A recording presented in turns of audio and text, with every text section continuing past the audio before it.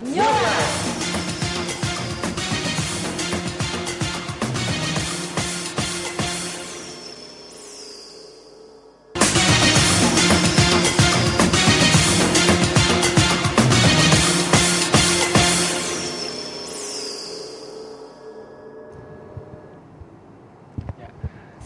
yang besar sudah terjadi, sedang terjadi, dan akan terus terjadi. Ya, selamat malam pemirsa, berjumpa lagi di dalam acara yang pastinya akan mengubah kehidupan Anda.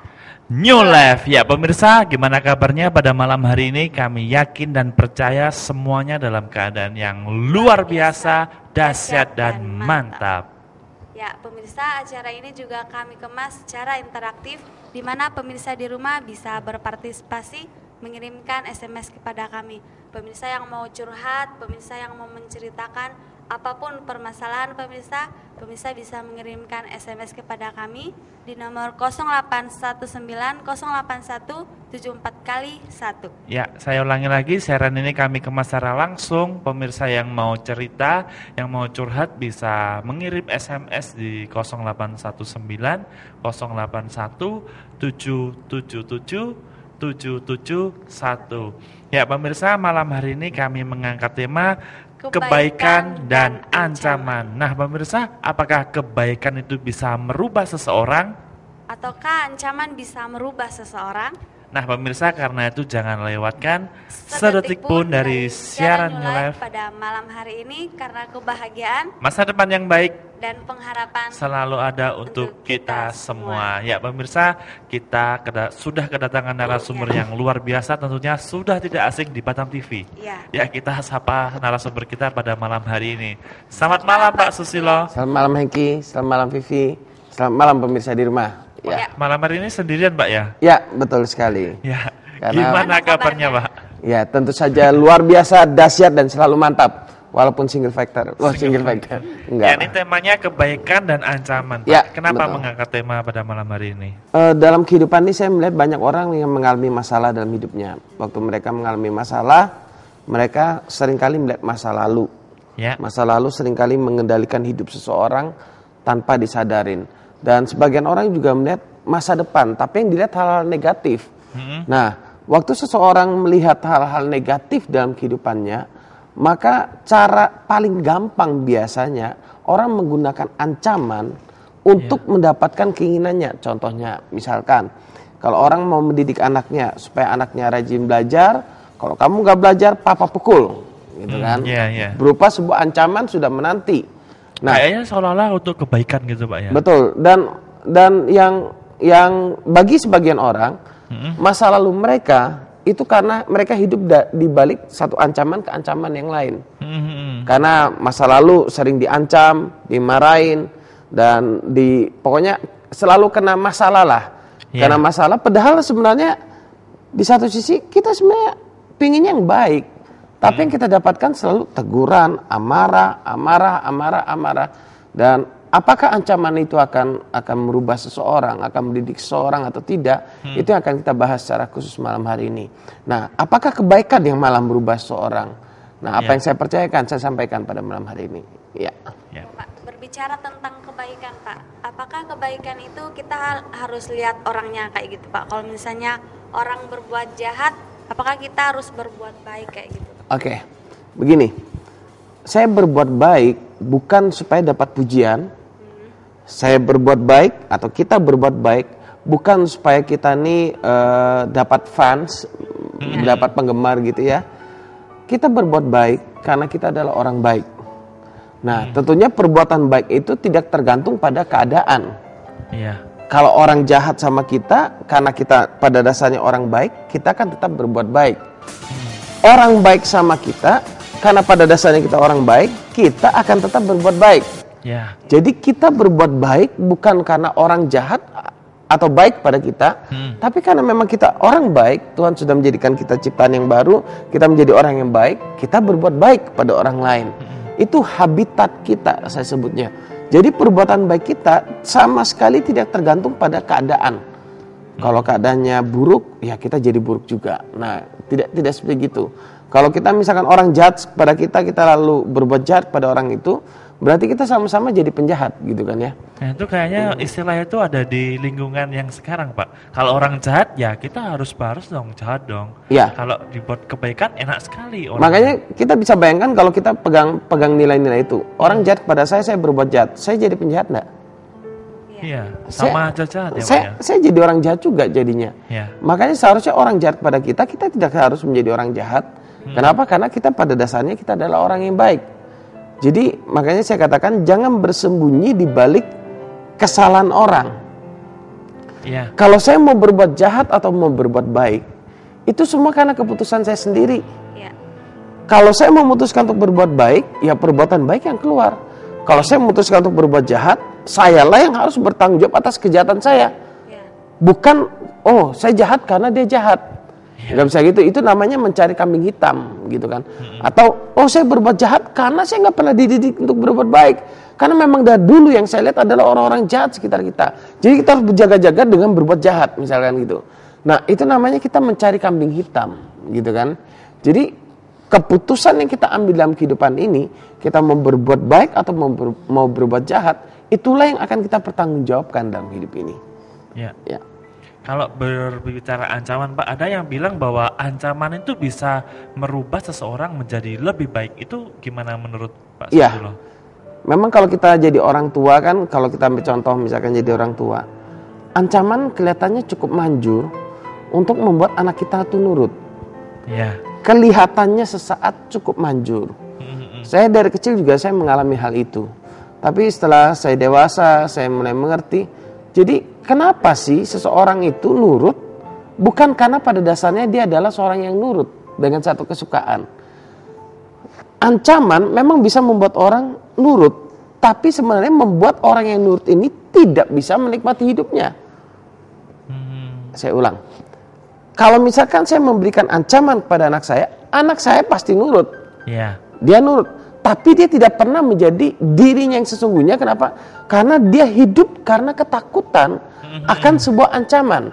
Yeah. Akhirnya dia sendiri tidak bisa menikmati hidup. Yeah. Bayangkan kalau kita hidup karena ancaman, mau berbuat ini ada ancaman yang menanti, mau berbuat ini ada ancaman yang menanti. Yeah. Sebenarnya kan bukan seperti itu. Memang kita bicara tentang konsekuensi dari sebuah kesalahan tetap ada.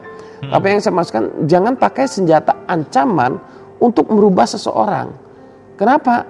Kadang-kadang kita memakai ancaman untuk merubah seseorang karena kita ingin jalan yang instan. Ya pokoknya supaya anak saya jadi baik, saya ancam begini nih. Makanya banyak orang tua yang terkejut. Kenapa terkejut? Di depan dia anaknya kelihatannya baik dan nurut. Yeah. Di belakang dia anak itu berbuat jahat, berbuat yang sesuka gue lah bahasa kasarnya. Kenapa? Karena di depan orang tuanya karena ada ancaman dia nurut. Tapi di luar ternyata dia begitu rapuh dan begitu nakal. Kenapa? Kayak seperti terpaksa Pak ya. Karena terpaksa di depan orang tua. Yeah. Kenapa? Kenapa di belakang dia menjadi rapuh dan nakal? Karena dia tidak dibekali dengan nilai-nilai yang benar. Nah, makanya seharusnya kita mendidik anak bukan dengan ancaman, tapi dengan kebaikan. Memberitahu dia identitas dia yang benar. Kamu nih anak yang baik. Tuhan sudah jadikan kamu ciptaan yang baik. Kamu nih anak papa yang nurut, yang menyenangkan hati papa. Berikan dia identitas yang benar kepada anak itu, maka anak itu akan berbuahkan kebenaran. Kalau dia taat hanya karena ancaman, ya dia tidak akan bisa menikmati hidup. Misalkan, saya berbuat baik karena saya takut masuk neraka misalkan. Jadi berbuat baik saya karena sebuah keterpaksaan, bukan karena sebuah kesadaran. Itu dia menjadi problem. Seharusnya saya berbuat baik karena saya sadar saya adalah orang yang baik gitu ya. Bukan karena saya takut masuk neraka. Saya berbuat baik ya memang saya orang baik gitu loh. Tuhan jadikan saya orang yang baik. Bahasa kasarnya karena memang kita ini penghuni surga, ya kita berbuat baik gitu kan. Jadi bukan sebaliknya. Ya. Ya, kami masih ingatkan bahwa kami masih menunggu SMS dari pemirsa. Kami masih membuka line SMS di 0819 08174 kali 1. Tentunya apapun yang pemirsa sedang hadapi, permasalahan apapun yang pemirsa sedang alami, pemirsa bisa curhat kepada kami. Ya. Pak, berbicara tentang ancaman Pak, apakah ancaman ini ada sisi negatifnya Pak. Contohnya misalnya suami atau istri selingkuh terus kita minta cerai. Ya, makanya yang tadi saya katakan, ancaman kelihatannya cukup manjur untuk mengendalikan seseorang misalkan. Tapi itu hanya di depan orang tersebut.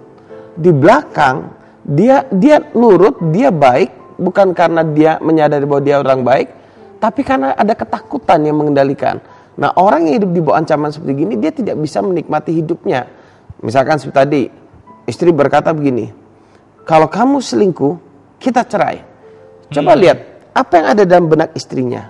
Yang ada dalam benaknya adalah suaminya selingkuh karena ketakutan. Takut suami selingkuh, dia berikan ancaman kepada sang suami. Nah, sebenarnya kalimat itu tidak perlu keluar di dalam hubungan suami istri jika misalkan kalau itu seorang istri yang mengucapkan, jika sang istri itu menyadari bahwa percaya kepada suaminya tidak akan selingkuh, arahkan suami mendekat kepada Tuhan, berfokus kepada hal-hal yang benar, bukan pada hal-hal yang salah, gitu kan ya. Makanya kan ada juga misalkan, ya pokoknya kalau misalkan kamu sampai mabuk-mabukan lagi, sudahlah, saya pulang ke rumah orang tua dan saya tidak mau menikah lagi sama kamu, misalkan gitu, terjadi perceraian. Baik, Pak, ya, gitu ya. Kelihatannya baik, ya, kelihatannya. Cuman saya ingin mengatakan, maksud baik harus disampaikan dengan cara yang benar. Kalau caranya yang tidak benar, yang didapat jadi nggak benar. Bagaimana kalau misalkan saya sebagai seorang suami, saya berkata gitu, yang kalau kamu selingkuh, kita cerai. Saya tidak berpikiran untuk selingkuh karena dia ngomong gitu, bisa muncul pikiran-pikiran macam-macam gitu kan. Bahasa kasarnya, karena disampaikan dengan cara yang tidak benar, akhirnya saya merasa gini, kamu kok nggak percaya sih sama saya? Padahal saya ini tidak ada niat selingkuh sama sekali, tapi karena ucapan yang negatif, ucapan yang mengancam ini, akibatnya saya berpikir bahwa oh istri saya nggak percaya sama saya. Nah ini bisa merusak hubungan. Siapa sih yang suka diancam? Nggak ada orang yang suka diancam. Makanya menurut saya ancaman tidak bisa merubah seseorang. Hanya kulit luarnya kita lihat dia jadi orang baik, kulit luarnya. Tapi yang bisa merubah seorang adalah kebaikan yang kita berikan kepada orang lain. Mungkin sebagian orang berkata, konyol kita Pak kalau kita berbuat baik sama orang jahat. Sekali lagi hidup adalah sebuah keputusan. Kita mau berbuat jahat atau mau berbuat baik, itu adalah pilihan kita. Nah kalau kita berbuat baik, nanti di pesan perubahan saya katakan bahwa begini, kebaikan itu seperti air yang menetes yang dapat menghancurkan batu karang. Setiap hari ditetesi dan kebaikan, dengan kebaikan dan kebaikan. Maka lama-lama hati yang keras batu karang pun akan hancur di sana. Nah, saya menyadari dalam hidup saya, waktu saya diancam, malah saya jadi pemberontak. Saya menjadi seorang yang keras. Tapi waktu saya menerima kebaikan, secara khusus kebaikan dari Tuhan, saya bisa melihat bahwa Tuhan sangat mengasihi saya, Tuhan sangat baik dalam hidup saya, lalu istri saya memperlakukan saya dengan baik, mempercayai saya, dan itu merubah banyak hal dalam hidup saya. Makanya kebaikan yang diberikan itu bisa menyadarkan seorang. Contoh misalkan suami selingkuh. Kalau suami pulang kita ajak ribut terus, dia tidak akan merasakan kebaikan kita. Tapi kalau suami pulang kita tetap berbuat baik, suami habis mabuk kita tetap berbuat baik, mungkin sebagian orang berkata, bodoh sekali Pak, gitu ya. Tapi saya mau katakan begini, Anda berbuat baik bukan supaya suami Anda berubah. Anda berbuat baik karena pribadi Anda yang memang baik. Saya ulang, Anda berbuat baik bukan supaya suami Anda berubah. Anda berbuat baik karena Anda adalah orang baik. Jadi sekalipun suami tidak baik, Anda tetap berbuat baik. Nah, orang yang menerima kebaikan ini sampai satu titik dia akan menyadari kesalahan dalam hidupnya. Waktu satu titik mungkin dia terjadi pertengkaran dan selingkuhannya mungkin gitu kan. Kan nggak mungkin selamanya orang selingkuh tuh happy terus gitu. Kerjanya belah madu terus, nggak mungkin. Hanya beberapa tahun mungkin. Tapi pasti dengan selingkuhannya suatu saat dia mengalami masalah. Dan akhirnya dia harus berpikir, ternyata saya memiliki seorang istri yang sangat baik. Dan saya telah menyia-nyiakannya. Dan akhirnya sang suami bisa menyadari dan pulang. Memang yang menjadi problem adalah kita berusaha ingin merubah orang lain. Saya ulangi, bahwa kita tidak bisa merubah orang lain. Hanya Tuhan yang bisa merubah seseorang itu. Waktu seseorang itu datang kepada Tuhan, merendahkan hati, membuka hatinya buat Tuhan, maka hati orang itu bisa diubahkan oleh Tuhan.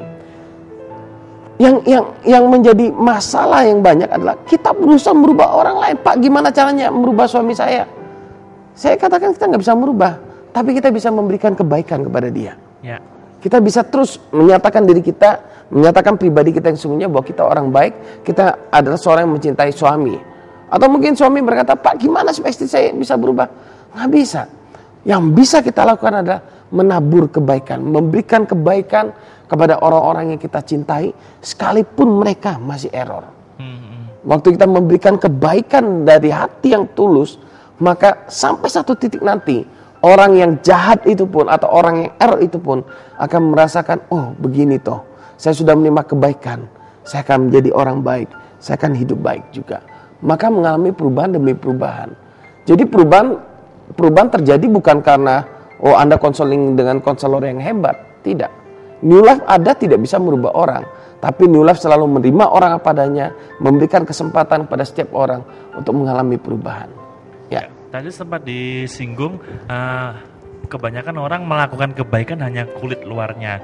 Nah, ini gimana pandangan Bapak tentang ada orang yang berbuat jahat tapi menutupi kejahatan dengan kebaikan? Ya kayak Robin Hood gitu ya. Ya. Menutupi kejahatan dan kebaikan. Pada dasarnya saya tetap tidak setuju, itu namanya kan munafik. Kalau orang baik, dia tidak akan melakukan kejahatan gitu ya. Berarti sebenarnya orang yang menutup kejahatan dan kebaikan, bahasa kasar gini, ya dia jahat lalu dia perbanyak amalnya untuk menghapus dosanya. Kalau saya percaya bahwa kebaikan nggak bisa menghapus dosa, gitu ya. Hanya penghukuman yang bisa menghapus dosa. Karena setiap dosa harus ada penghukumannya. Bukan karena kita berbuat baik baru dosa kita dihapuskan. Tidak. Kalau saya percayanya di sana. Karena setiap kesalahan harus ada penghukuman sebab Tuhan adalah Tuhan yang adil. Nah, kita berbuat baik karena memang kita dijadikan Tuhan orang yang baik, gitu kan ya. Jadi kalau misalkan menutupi kejahatan dan kebaikan, saya rasa semuanya itu menjadi sia-sia. Lebih bagus kita sadari, oh kita selesaikan sudah kejahatan, kita datang kepada Tuhan, minta ampun karena Tuhan yang bisa mengampuni kita, gitu kan ya. Kita hidup dalam kebaikan, kita menyadari bahwa kita Tuhan ciptakan sebagai orang yang baik, bukan sebagai seorang yang jahat. Ya. Ya, ini kita ke SMS ada yang masuk dari 5174. Ya, selamat malam New Life. Selamat malam. Ini Valentine di Batu Ampar. Pak, terkadang perbuatan baik tidak diterima dengan baik. Pernah saya menolong orang, malah dia prasangka buruk sama saya. Saya dimaki-maki malah. Bagaimana Pak? Terima kasih. Selamat, karena Anda tetap menjadi orang yang baik, kan gitu ya. Memang saya tidak berkata bahwa perbuatan baik itu harus mendapatkan pujian. Tidak harus, malah bisa dapat makian, malah bisa dapat salah mengerti. Waktu saya menolong seorang anak yang kecelakaan di jembatan Barelang, maaf waktu itu darahnya begitu banyak, sebagian kulit dari kepalanya terkelupas sampai kelihatan putih-putihnya, mungkin itu tengkoraknya. Saya mengambil resiko saat itu bawa anak itu, kemudian ngikutin motor itu yang menunjukkan ke arah rumah sakitnya. Waktu sampai di rumah sakit dan ketemu dengan orang tuanya malah mengira saya yang menabrak. Nah ini kan berabe. Tapi ya syukur Tuhan tolong, waktu itu ada teman dari anak yang kecelakaan itu menceritakan bahwa saya bukan penabraknya, gitu kan ya. Jadi orang tuanya bisa memaklumi di sana. Kadang kita menolong orang itu memang disalah mengerti. Kenapa kita disalah mengerti? Karena orang yang kita tolong atau orang yang berada di sekitar kita ini terdiri dari berbagai latar belakang gitu ya. Contoh misalkan kalau orang sudah cenderung negatif, ada orang berbuat baik, kita langsung berkata cari muka, munafik, atau pencitraan. Misalkan kalau ada seperti itu gimana Pak? Apakah kita tetap berbuat baik? Kalau saya tetap saja, kita berbuat baik bukan tergantung karena perkataan orang kok. Kita berbuat baik karena memang Tuhan jadikan kita orang yang baik. Misalkan ada tokoh misalkan yang berbuat baik, kebetulan diliput di salah satu stasiun televisi, kita akan berkata, wah itu pencitraan. Padahal dia baiknya tulus misalkan seperti gitu kan ya. Kenapa? Karena orang sudah cenderungnya negatif dengan kebaikan. Seharusnya kan kita lihat orang berbuat baik, oh iya, saya juga harus bisa berbuat baik. Maksud tujuan itu disiarkan kan ke sana. Tapi karena dari berbagai macam latar belakang yang mengamati ini, jadi kebaikan pun disalah tangkap gitu. disalah mengerti, ya nggak apa-apa juga, gitu kan ya. Makanya lewat acara ini saya juga mengimbau untuk kita bisa melihat segala sesuatunya dari sisi yang benar lah.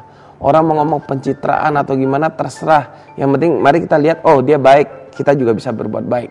Kita ngikuti teladannya lah, menjadi inspirasi. Mungkin kalau ada tokoh-tokoh yang memang menjadi teladan, kenapa kita tidak mengikuti? Tidak semua kok tokoh itu jelek gitu kan ya. Tidak semua orang-orang di sekitar kita itu jelek. Jangan menghakimi orang-orang di sekitar kita itu jelek atau jahat hanya karena kita ketemu dengan orang-orang yang jahat dalam hidup kita. Gitu kan ya. Contoh, orang berkata ibu tiri jahat. Dari mana itu? Tidak semua ibu tiri jahat. Kan begitu, ada saja. Bahkan ada yang bukan ibu tiri juga tetap baik, tantenya mungkin bahkan amat sangat baik. Jadi kalau orang sudah cenderung apatis atau cenderung berpikiran negatif dan punya pengalaman yang pahit dalam kehidupannya, dia akan kecenderungan salah menilai keadaan dan lingkungan. Ya. Pak, ini ada SMS Pak dari 9713. Saya mau tanya tentang masalah rumah tangga saya. Dari kantor pengadilan agama belum ada keputusan yang sah karena masalahnya bukan besar, karena bukan KDRT. Masalahnya adik ipar saya yang sudah bersuami tidak punya sopan santun terhadap abang iparnya. Saya mau tanya, apakah boleh bebas keluar masuk ke kamar pribadi kakaknya, membuka lemari tanpa permisi? Jadi saya larang, kakaknya tidak terima. Apakah itu masalah besar sampai istri saya menggugat di pengadilan? Ya. Agama, tolong jelaskan. Pak, ini yang kirim bapak atau ibu ini? Tidak jelas ya. Mungkin bapak ya, karena istrinya tadi ya. Ya, Pak, begini. Yang bapak tanyakan ini kan berkaitan dengan budaya dan kebiasaan gitu kan ya. Saya tidak tahu sedekat apa istri Anda dengan keluarganya gitu ya. Kalau keluarganya mungkin sudah budayanya memang biasa keluar masuk kamar, buka lemari, dan itu memang bahasa kasihnya dalam keluarga itu sebagai bentuk persaudaraan. Ya mungkin Anda sebagai seorang suami, kalau Anda punya nilai yang lain, Anda mesti komunikasikan dulu. Jadi bukan langsung menegur, memarahin gitu kan ya. Harus dikomunikasikan dulu. Dan saya rasa kalau misalkan kalau sampai istri mau menuntut cerai, menggugat cerai hanya karena masalah itu, saya rasa bukan hanya karena masalah itu, Pak. Mungkin masalah itu salah satu pemicunya ketidaksukaan istri Anda kepada Anda. Mungkin masalah-masalah lain sudah menumpuk. Jadi karena misalkan masalahnya misalkan seperti satu keranjang gini ya. Kekuatan ngangkat saya misalkan cuma 100 kilo gitu ya. Isi keranjang ini sudah 99 kilo. Saya cuma kasih sekilo 1 on saja tambahin. Tek, saya langsung gak kuat. Lalu saya berkata, ya karena 1 kilo 1 on itu aja saya gak kuat. Sebenarnya bukan itu. Karena apa? Di dalamnya sudah ada 99 kilo. Gitu loh kekuatannya. Nah makanya kalau istri Anda menuntut hanya karena masalah ini, saya rasa Anda perlu coba komunikasi lebih jauh lagi. Dan biasa kan kalau mau perceraian kan ada mediasi ya. Coba dikomunikasikan, nanti dari sana Anda bisa ketahuan istri Anda ini kenapa sih kok sampai menggugat cerainya sampai separah itu. Kemudian bagaimana peranan adik ipar tadi ya. Ya, seharusnya adik iparnya yang sudah bersuami tapi tidak punya sopan santun terhadap abang iparnya. Jadi ya memang itu perlu komunikasi lah Pak intinya. Perlu dimediasi, dilihat penyebab akar persoalannya apa, sehingga kita tidak saling mereka-reka. Memang kalau dari sisi Bapak kirim SMS begini, saya cuma menangkapnya gini.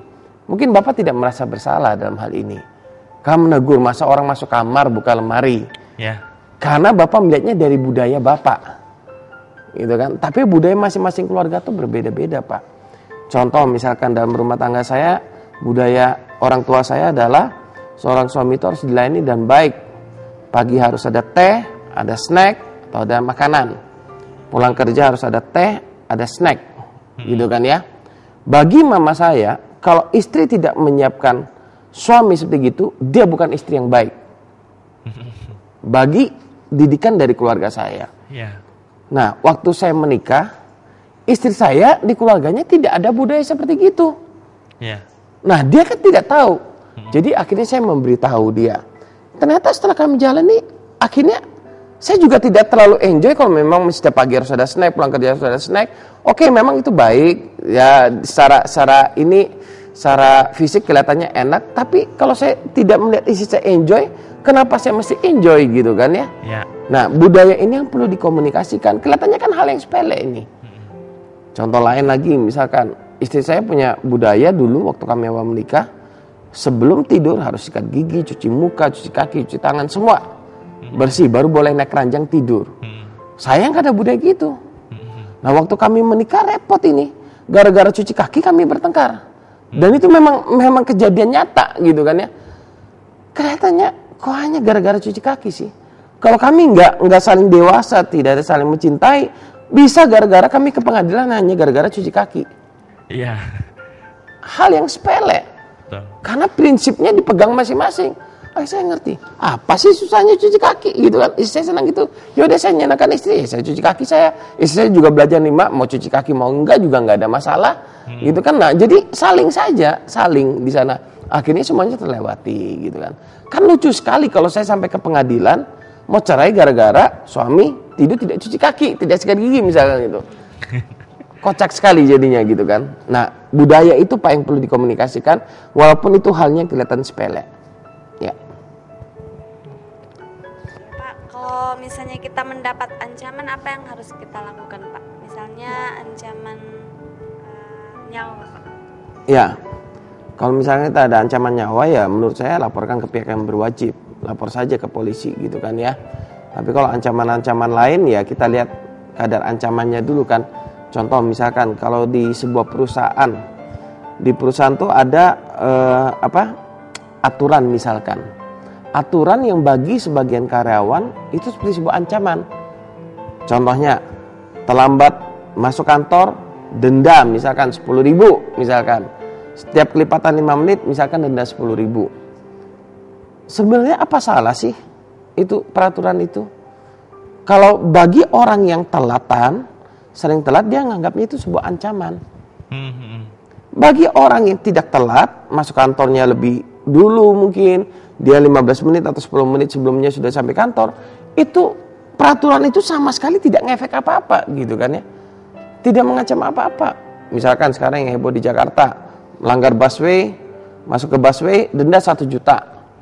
Ada yang motor 500.000. Saya mengamati orang-orang yang diwawancara. Saya cuma lihat kenapa orang yang diwawancara marah kalau misalnya memang itu peraturannya gitu kan ya. Karena mereka sudah biasa masuk ke busway. Suka melanggar itu, Pak.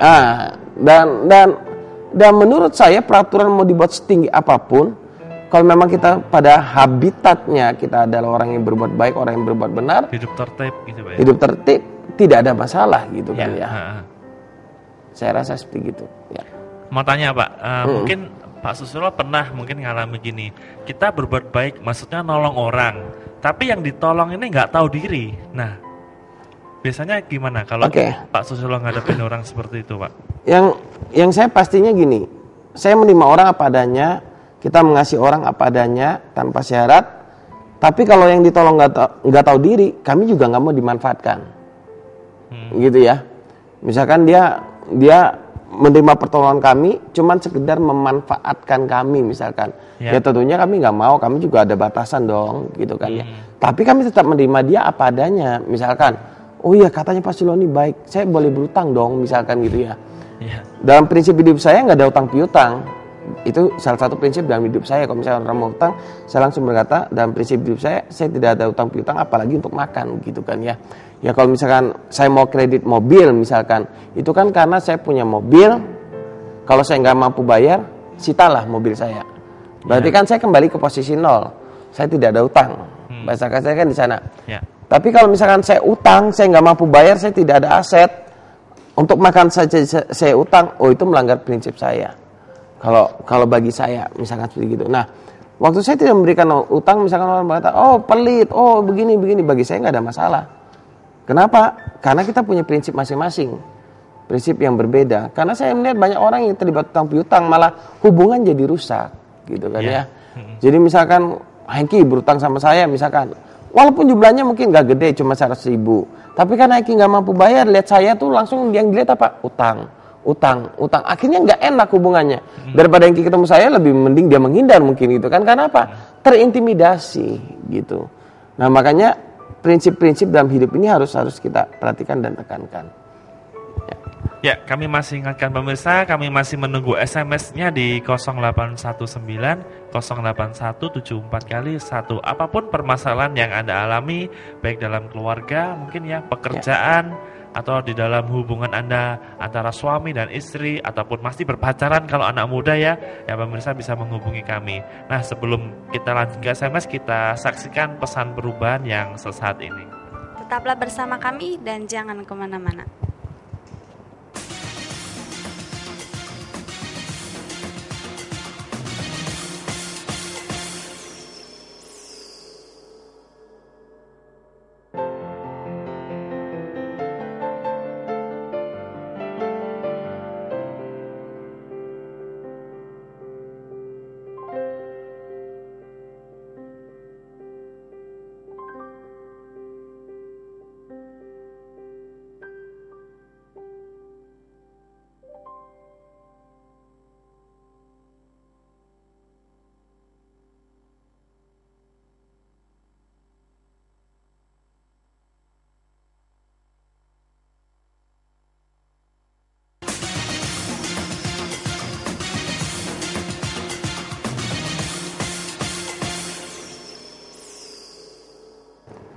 Terima kasih buat pemirsa yang tetap setia bersama kami.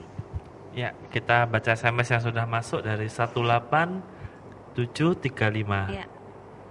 Selamat malam Pak, aku Rina di Bengkong. Gini Pak, aku ada tetangga, dia nih orangnya selalu marah sama kami, maunya berantem terus kayaknya dia nih. Benci banget sama kami, apa kalau kami bis berantem itu balas berantem itu baik nggak Pak? Mohon penjelasannya. Iya, balas berantem maksudnya Rina begini, kalau orang suka berantem kita tidak harus menjadi tukang berantem juga gitu kan ya. Kalau orang marah sama kita itu karena dia membutuhkan perhatian dari kita. Misalkan saya marah sama Vivi, tolong dong abis pakai barang saya kembalikan ke tempatnya. Misalkan bilang begitu. Berarti kan sebenarnya saya sedang membutuhkan perhatian dari Vivi bahwa begini, kalau habis pakai barang saya kembalikan ke tempatnya. Gitu kan ya. Nah, karena mungkin selama ini diberitahu tolong balikan ke tempatnya tidak diperhatikan, akhirnya saya marah. Gitu kan, baru dia memperhatikan. Nah, seringkali orang marah karena begitu, Mbak Rina. Yang kedua, orang marah bisa juga karena ada luka hati dalam hidupnya. Ya bisa jadi karena iri hati, karena perasaan tidak suka, dan berbagai macam lah itu sebabnya. Nah justru orang-orang seperti ginilah yang harus mendapatkan perhatian lebih dari kita, perlu mendapatkan kasih sayang daripada kita. Kalau kita lawan dengan marah lagi, maaf, menurut saya Anda jadi orang yang error juga, gitu kan ya. Kalau orang error, ya memang mungkin Anda berkata, oh tapi kan perasaan kami nggak enak Pak, dimarahin terus dan segala macam. Coba dilihatlah dia marahnya karena apa, gitu kan. Kita tidak harus ribut gitu ya. Tidak harus ribut kalau selama itu tidak berkaitan dengan masalah prinsip, tidak mengganggu, benar-benar tidak mengganggu kepribadian Anda. Tapi kalau dia marahnya karena apa, ini sayangnya kan tidak dijelaskan. Misalkan karena mungkin jemuran baju kita atau karena apa gitu kan, tetangga atau ada binatang peliharaan kita mengganggu dia, kita harus maklumi dong. Kalau dia memang marahnya beralasan, ya kita harus introspeksi diri juga. Tapi kalau misalnya marahnya tidak beralasan, tiba-tiba dia error, dia marah, ya dimaklumi aja, anggap aja dia sedang sakit gitu kan ya. Orang sakit sedang cari musuh Pak mungkin. Betul. Orang sakit perlu perawatan khusus, perlu perhatian khusus. Orang sakit jangan diajak main sepak bola. Kenapa saya katakan orang sakit jangan main sepak bola? Nggak akan kuat. Makanya kalau orang sakit berikan kasih sayang, berikan perhatian, berikan perawatan. Atau mungkin juga introspeksi diri Pak ya mungkin ya. Siapa tahu kita ada salah seperti itu ya. Tentunya itu kita juga perlu lakukan untuk ngecek diri. Ya, ada SMS juga dari 2168. Saya Ramdan di Batu Aji. Pak, gimana sih menghadapi pacar yang suka cemberut itu? Iya. Saya tidak tahu kenapa dia suka cemberut gitu kan ya. Ya. Apakah dia memang sudah ada ganjalan terhadap Anda, ada rasa tidak suka, atau karena dia memang sedang mengalami persoalan dalam hidup. Kalau dia sedang mengalami persoalan dalam hidup sebagai pasangan yang baik, ya Anda membantu dia untuk menyelesaikan persoalannya dia. Kalau memang dia cemberutnya karena luka hati di masa lalu, ya memang harus dibimbing pelan-pelan untuk bisa melihat masa depan yang lebih indah gitu kan ya. Jadi bagaimana menghadapi pacar yang suka cemberut? Menurut saya Anda jangan suka jadi pencemberut juga. Kalau sama-sama cemberut kan gak enak pacarannya. Ya. Terus kalau kita ada orang yang berbuat baik tapi nggak menikmati, Pak. Ada kan orang yang kita berbuat baik tapi ada juga yang kita nggak menikmati. Menurut Bapak itu karena apa atau gimana, Pak? Begini, hidup ini digerakkan oleh sesuatu. Ada orang yang digerakkan oleh rasa bersalah sehingga dia tidak bisa menikmati hidup. Contohnya misalkan dia masa kecilnya itu ngelawan orang tua, nakal terhadap orang tuanya, memberontak, dan bahasa kasarnya membuat orang tuanya susah lah. Nah akhirnya karena dia gede, dia sudah ngerti, dia menyesal, lalu dia berbuat amat sangat baik pada orang tuanya, bahkan mengorbankan segala-galanya buat orang tuanya misalkan. Seperti gitu kan. Nah apa yang terjadi kalau jika seorang seperti itu? Sebenarnya dia sedang berusaha menebus kompensasi kesalahan di masa lalu supaya penyesalan. Akibatnya Pak, dia tidak bisa menikmati hidupnya. Makanya saya mencatat ada beberapa hal yang menyebabkan seorang tidak bisa menikmati hidup, yaitu jika seseorang dikendalikan oleh rasa bersalah dia di masa lalu. Rasa penyesalan ini bisa membuat orang jadi berbuat baik. Karena saya menyesal, akhirnya dia berbuat baik. Tapi dia nggak bisa menikmati hidup. Kenapa? Karena dia berbuat baik karena takut menyesal lagi. Gitu kan, rasa bersalah dia. Lalu ada orang yang dikendalikan oleh kebencian, dikendalikan oleh amarah. Wah, ini susah ini. Dia akan barometer ukurnya gini. Bukannya saya sudah baik sama dia. Gitu kan ya?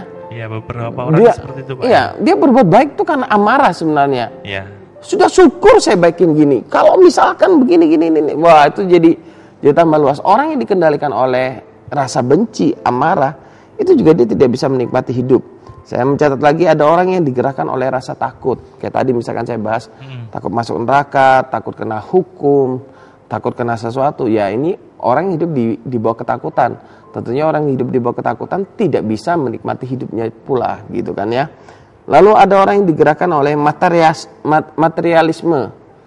Orang yang digerakkan oleh materialisme ini adalah orang yang berfokus pada materi terus gitu kan ya. Saya ingin katakan pada saudara begini. Seorang yang mengalami kemerdekaan keuangan itu bukan terjadi pada orang yang hartanya banyak.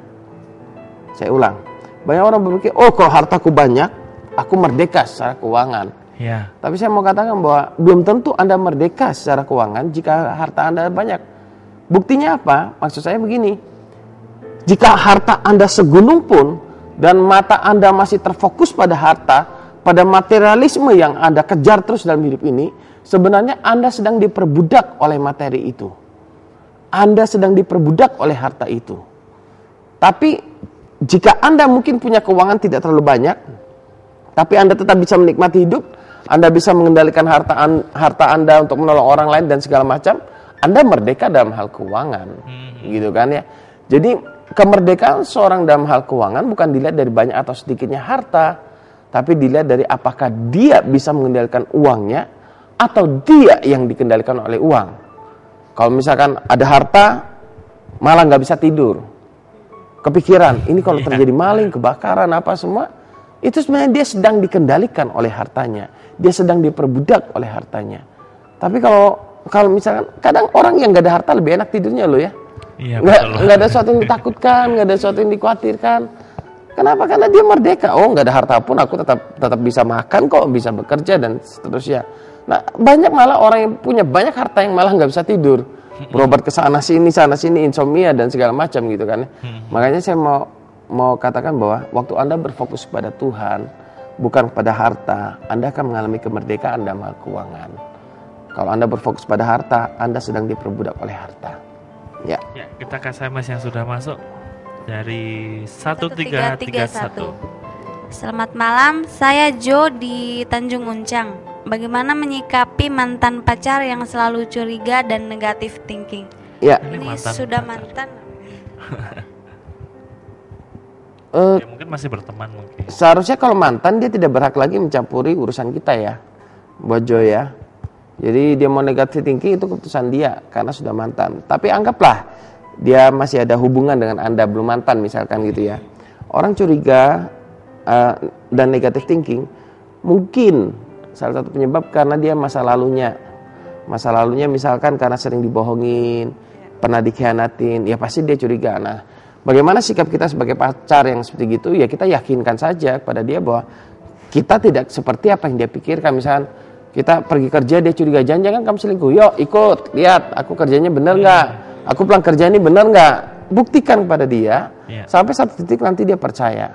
Jadi jangan dibahas lagi tentang misalkan ngomong sama dia, jangan bahas tentang laki-laki yang selingkuh, kemudian bicara masa lalunya yang pahit dan segala macam, tapi mulailah membahas kita ini bangun rumah tangga yang indah, kita ini saling percaya, kamu orang yang paling kupercaya. Jadi bangun dasar komunikasinya yang benar. Waktu kita membangun dengan dasar yang benar, kita akan memberikan reaksi yang benar. Kalau dasar kita salah, dasar kita misalkan pacar Anda dasarnya adalah pengalaman masa lalunya, ini yang saya sebut diperbudak oleh masa lalu. Pengalaman masa lalunya, misalkan dia, ya karena dulu saya dikhianati, misalkan 5 kali dia dikhianati, semua laki-laki sama kamu pasti sama, dia bilang gitu kan ya. Dia kenapa dia berkata kita sama? Karena dia berpijak di masa lalunya. Nah, untuk menunjukkan Anda tidak sama, ya buktikan saja lah perbuatan. Memang butuh waktu, nggak bisa langsung kinclong langsung tiba-tiba berubah, enggak, butuh waktu. Ya, SMS dari 5008, saya Ani di Batam Center. Pak, sebenarnya masalah dalam hidup itu rencana Tuhan atau karena kesalahan kita? Bagaimana cara mengatasi masalah dalam hidup? Terima kasih dari Ani. Ya, buat Ani ini pertanyaan yang gampang-gampang susah ini kan. Ya, yang pasti Ani begini, saya percaya bahwa rencana Tuhan itu selalu yang terbaik. Itu yang saya percaya. Kalau saya mengalami masalah, bisa jadi pertama karena keadaan lingkungan saya yang salah. Misalkan kalau saya tinggal di lingkungan yang tidak menjaga alam, karena banjir, ya udah saya kena imbasnya di sana kan ya.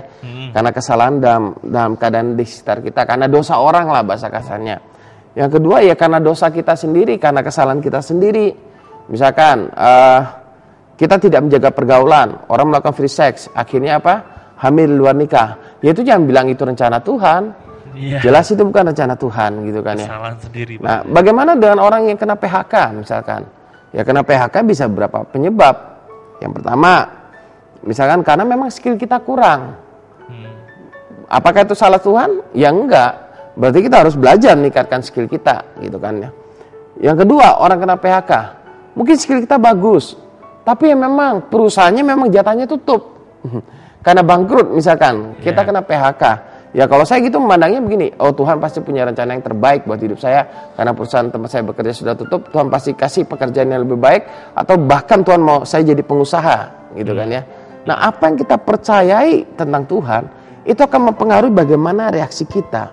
Makanya saya tidak percaya bahwa Tuhan memberikan malapetaka dalam hidup saya. Kalau saya percayanya di sana. Kenapa? Karena akan mengalami kebingungan saya untuk percaya bahwa Tuhan adalah penolong, tapi dari Tuhan yang sama sumber malapetaka, bencana. Saya bingung. Oh berarti Tuhan kadang berubah-berubah dong. Kadang jadi penolong, kadang jadi pembawa bencana. Kan tidak seperti gitu seharusnya Tuhan. Saya lebih percaya bahwa Tuhan adalah penolong dalam hidup saya. Dia memang amat sangat baik dalam hidup saya.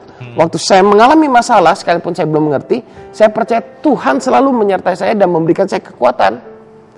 Itu yang saya percaya. Waktu saya percaya seperti itu, saya bisa bereaksi benar terhadap masalah.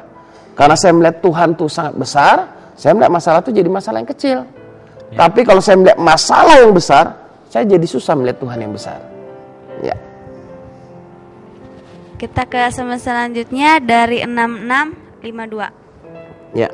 Malam Pak, saya mau tanya, ada teman saya curhat ke saya tentang masalah rumah tangga dia. Istrinya selalu curiga bahwa dia selingkuh, lalu dia mengancam minta cerai. Padahal teman dia itu baik, rekan bisnis lagi. Pertanyaan saya, apakah hubungan bisnis itu diputuskan, sedangkan bisnis itu menghasilkan buat dia.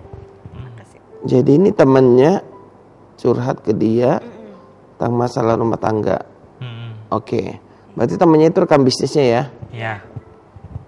Seharusnya rekan bisnis nggak ada kaitan dengan masalah rumah tangga ya, selama masih menguntungkan gitu kan ya? Iya. Ya kalau Anda mau memutuskan masalah bisnis ya dilihat peluang ke depannya. Kalau memang Anda merasa tidak menguntungkan, Anda mau putuskan masalah bisnis ya nggak ada masalah. Pertemanan tetap bisa jalan gitu kan ya. Karena bisnis itu kan perlu pertimbangan gitu kan ya. Atau mungkin dia bisnis dianggap dia tuh kayak selingkuhannya seperti itu ya. Oh, kalau bisnis dianggap seperti selingkuhannya ya saya rasa tidak ada kaitannya. Itu tergantung dari pihak yang keluarganya bermasalah itu. Misalkan saya bisnis sama Vivi misalkan. Ya. Saya lagi masalah sama istri saya nih, istrinya nuduh saya selingkuh sama Vivi misalkan. Padahal berbisnis gitu kan ya. Nah itu tergantung saya dan istri saya penyelesaian bagaimana. Kalau misalkan saya dan istri saya sepakat, sudah kamu gak usah bisnis sama Vivi. Ya udah, saya mau nggak? Ya. Gitu saja. Kalau misalnya memang keluarga saya memutuskan untuk tidak berbisnis sama Vivi, ya kita akan putuskan bisnis itu kan. Seharusnya kan begitu. Dari pihak Vivi kan nggak bisa intervensi juga. Dikatakan itu juga menguntungkan, ya kan Pak? Iya. Walaupun itu menguntungkan bagi saya, tapi kalau saya dan keluarga lebih memilih untuk mengakhiri bisnis, ya nggak ada masalah karena itu keputusan saya dengan istri saya gitu kan. Ya. Bukan masalah untung, bagi saya lebih penting mungkin keluarga daripada duit. Tapi kalau saya memutuskan untuk tetap berbisnis ya nggak ada masalah, silakan lanjutkan bisnisnya. Jadi kita melihatnya memilah-milah masalahnya harus jelas dulu. Ini dari pihak keluarganya bagaimana, mau lanjutkan kerjasama ini atau tidak. Ya. Kalau memang dari pihak kita yang mau ajak kerjasama dia nggak mau lagi, ya boleh kita akhiri bisnisnya, gitu kan. Kalau memang mau kerjasama ya kerjasama. Gitu. Tapi kalau dicurigai terus gitu kan juga nggak enak ya Pak ya? Ya nggak enak, tapi itu kan kita nggak bisa melarang orang untuk curiga sama kita. Kita nggak bisa meredam mulut orang, kita nggak bisa meredam pikirannya orang. Orang mau curiga, orang mau berkata negatif tentang kita ya silakan. Tapi paling tidak kita bisa mengendalikan reaksi kita terhadap orang itu. Kita bisa mengendalikan reaksi kita terhadap orang yang error, bahasa kasarnya. Ya. Untuk kita tidak menjadi error, jadi kita harus tetap bisa mengendalikan reaksi kita terhadap orang yang error. Ya. Ya, kita ke SMS selanjutnya dari 2655. Selamat malam Pak. Saya Lia di Batam Center ya. Selamat malam Lia. Saya mau tanya, saya berpacaran sudah lama. Selama kami menjalani hubungan ini, sering hati saya sakit karena orang ketiga. Karena sikapnya cuek yang sering mengharap dihubungi karena kebetulan kami jarak jauh, tapi dia sendiri lebih memilih diam daripada menghubungi saya. Tapi sampai sekarang kami masih menjalani hubungan ini. Saya masih terima dia walaupun saat saya marah, saya ingin selalu mengakhiri. Menurut Bapak, saya bodoh seperti teman saya bilang terlalu baik. Gitu katanya. Mohon solusinya Pak. Apa yang harus saya lakukan? Terima kasih dari Lia. Ya buat Lia begini. Anda sebagai seorang wanita harus pintar juga lah bahasa kasarnya ya. Jangan hanya karena modal cinta kita relakan segala-galanya. Ya. Tujuan kita berpacaran itu untuk mempertimbangkan bahwa saya akan hidup selamanya bersama dengan dia dalam sebuah pernikahan. Nah, saya tidak berkata Anda bodoh mungkin. Cuman Anda mungkin belum bisa melihat dari sisi yang lain, dari sisi tujuan. Kenapa sih saya harus berpacaran? Kenapa saya harus mempertahankan dia kalau misalnya dia sudah mengkhianati saya? Karena ada pihak ketiga gitu ya, apalagi berkali-kali gitu kan ya.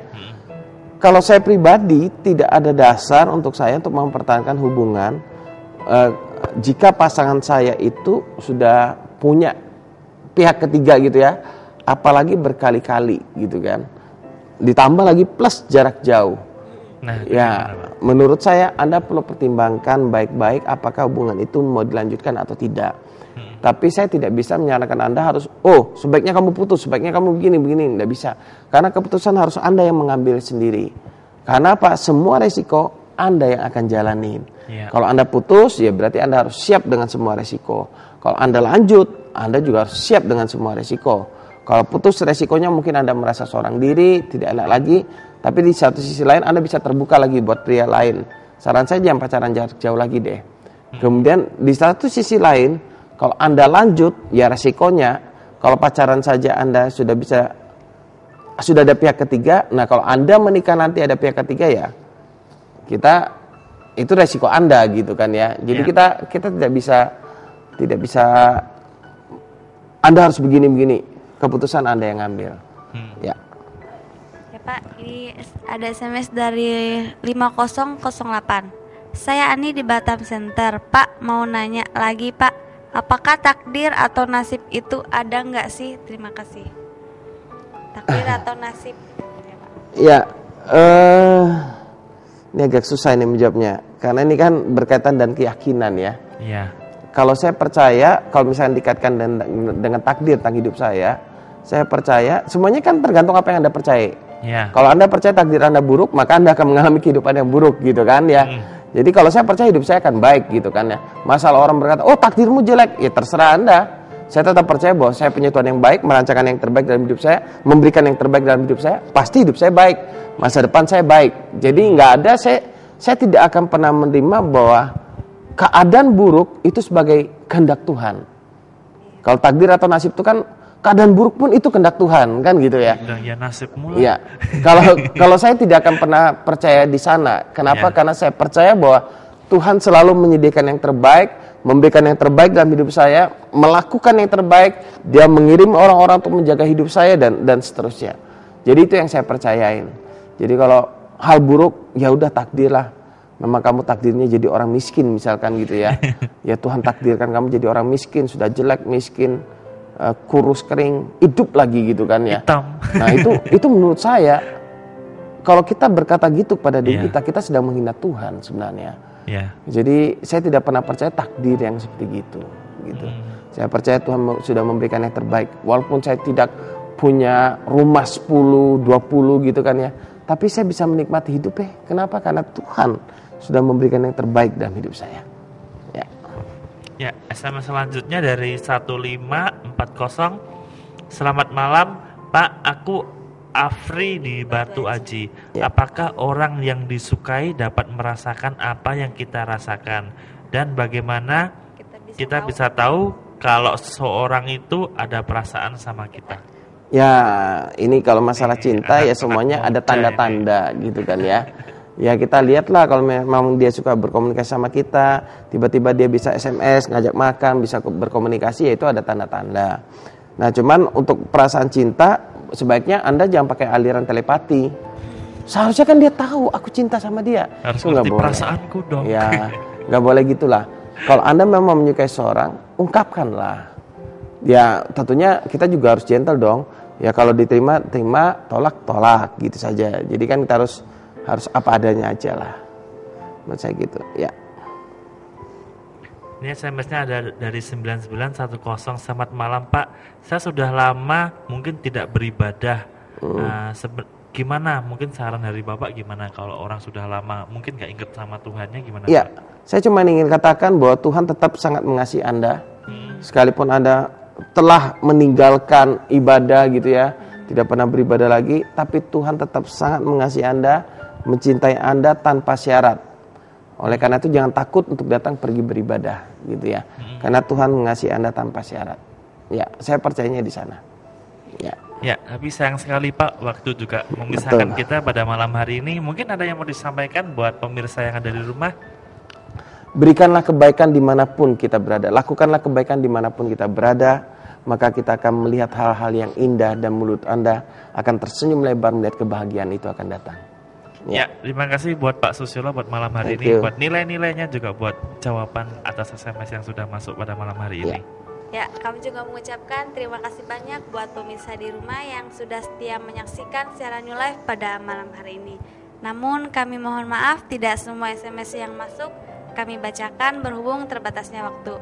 Namun pemirsa, apabila pemirsa tetap ingin mendapatkan jawaban langsung dari narasumber kami, Pemirsa tetap bisa menghubungi nomor yang sama, yaitu di nomor 0819-081-74 kali 1. Ya, pemirsa juga bisa bertemu langsung dengan narasumber kita pada malam hari ini, bisa datang langsung, bisa curhat langsung, bisa bertemu langsung. Semua layanan yang diberikan New Life semua diberikan secara gratis, cuma-cuma dan free. Ya pemirsa, kami mohon maaf mungkin sama kami siaran ada sikap kami ataupun tutur kata kami yang kurang berkenan. Tujuan dari acara ini supaya kehidupan kita menjadi lebih baik dan lebih bermakna. Ya, pemirsa juga masih bisa menyaksikan video kami yang Jumat kemarin tentunya dengan tema yang tidak kalah menariknya, tentunya dengan tema yang luar biasa. Pemirsa bisa menyaksikan melalui Facebook di nama New Life Spasi Batam TV. Ya pemirsa, saksikan terus siaran New Life setiap hari Jumat pukul 11 malam hanya di stasiun TV kesayangan kita semua, hanya di Batam TV.